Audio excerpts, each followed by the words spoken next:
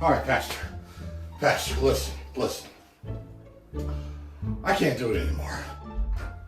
Appointment? Do you know who I am? Hey, Pastor, get your head maintenance guy. I'll have to pray about your further employment at this church. Hey, is it okay to come in, pastors? Can I come in and talk to you for a minute? Hey, glad I caught you. Pastor, I just wanted to come here today, just talk to you a little bit about my husband. There's some issues. Pastor, we need to talk. Okay. Hi. Pastor, if I could just have a moment of your time, I have a few things I want to go over. Well, thank you, Pastor. I just wanted to come in and talk to you today. As the only person that ever cleans around here in this church, this is what I have to say. Hi, Pastor. I want to talk to you a minute about the Sunday school class. Listen here. I am the chairman of the deacons of this church. I was thinking, camp meeting's coming up. I was thinking how we could really get the people involved and moving. Pastor, we need coffee. Listen, I've done the numbers. Get them moving and motivate. About that temperature you have in there, don't you think it's a little too cold? Ooh, Pastor, that church is too hot. You've got to do something about that. You gotta tell that deacon man that he's gotta stop touching that thermostat. You moved the thermostats to the platform. We can't even get to them. I'm on them blood thinners, Pastor. I've got one leg in the grave. I don't need to stick the other one in there with pneumonia, Pastor. You know, I've been here for a long time. Long before you. Listen. And I'll be here long after you're gone. We have 43 days. Can I make myself at home? 19 out of the 20 times I ran the numbers. Broke. I don't like to complain, Pastor. But I have to tell you. Absolutely broke. I gotta teach the teenagers in Sunday school. They don't listen half the time. They look at me like I'm speaking a foreign language to them. It would be bussin' if you could get some. Listen. No time. I know that your sermon last week was about how children are a blessing from God, but these children around here have been leaving fingerprints all over the glass doors after I clean them. Them children, you're gonna have to get on them children. I've written a couple sermons here for you. You know, just a little bit of guidance for you. Every time after service, they're running laps around that church. They nearly knocked my walker out from under me. 43 days, Pastor. I almost had to get after them with my purse, Pastor. I've got to take all these kids to all these youth camps in all these different places that they want to go, and I'm pretty sure I don't get any extra for that. We need some snakes. I want to talk to you about your messages, son.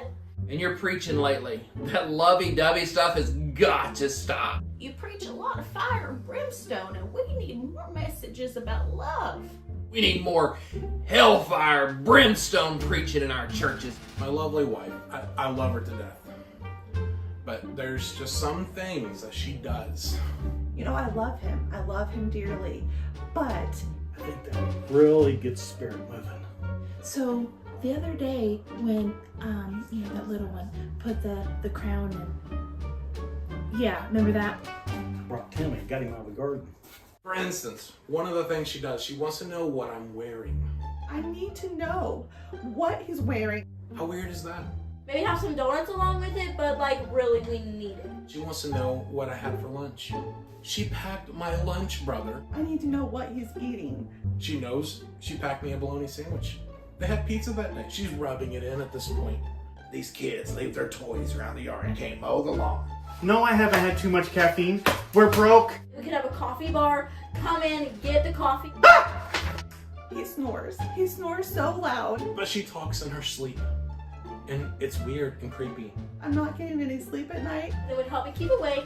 I wouldn't fall asleep. Because right now, I love kids, Pastor. I love them. Don't get me wrong, Pastor. Confound, I tell you what. He will not put the toilet seat down, and I'm about to die over this. I do my best. And then what we'll find out when we turn Timmy loose is who's without sin. And also the flagpole. The flagpole's not been fixed in months. And I am going to start fingerprinting these kids so I can figure out who has been living fingerprint. Them kids, bless their hearts. They are always complaining. They're always hot. They're always cold. They want to go here. They want to go there. They want to do this. They want to do that. You know, I just got saved last week after reading this here Left Behind book. The truest scripture in the Bible is when it said, "Silver and gold have I none." Huh? Yeah, we ain't got none. I just want to tell you, I feel like the Lord wants me to preach. She goes on and on about how I eat our leftovers. He eats my leftovers. We go out to eat. She brings food home. It sits in the refrigerator for a week. In the middle of the service, I could I saved them, and I plan to eat them, and I come back and they're gone. Will you take me here? Will you do this? Will you do that? One night, midnight cravings, and she's upset the next day. It's incorrigible. Just incorrigible. It was one day away from molding. The parents, I haven't even got started on the parents. Sometimes they're worse than the kids. I think he'd be a good option for the weekly camp meeting. I don't have the tools to fix it. I need tools, Pastor. It's There are way too many drawers in that kitchen back there. How do you expect me to keep those clean? I can show them to you. being the head maintenance man around here. I'm in charge of all this, and if I can't fix it, who's gonna do it? And I don't get no sleep. I don't get no rest. Who's gonna do it? Stay calm. Sometimes during the sermon, I just want to take a nap, but I can't because somebody always needs me. Oh, one more thing. These kids. They're so precious, aren't they? Oh my goodness, bless their hearts. Please have a conversation with my wife and make things whole again in my household. I think I'm just gonna need you to talk to him. I'm overworked, I'm underpaid, I'm stressed out. I don't know where he went, but he's got loose. Did I say these kids? I mean, they're going a little crazy, you know? And the benefits, we don't have any benefits either. There's too many. Too much stuff. I know a guy. I don't know what happened to him. He was in that box. Like, come in here. He sells buildings. Hear me out. I've lost all of my hair. I had hair when I started this job and I don't now. We could sell buildings on that back lot. And then we ain't got to spend the money to mow it anymore. Ha!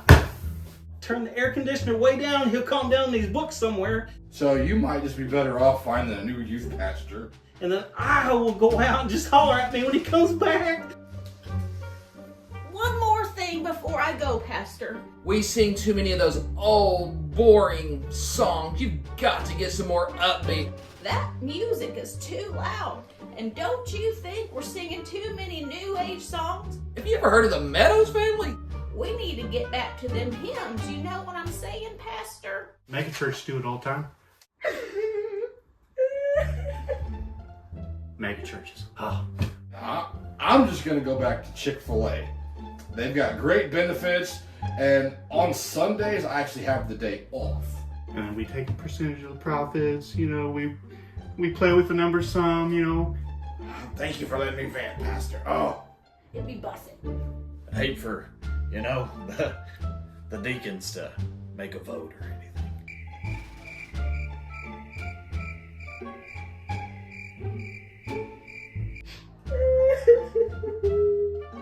Thank you for your time, Pastor. I'll get back to work, Pastor. Thank you. I see you. Sorry, I gotta go. Adios, muchacho. Have a great day.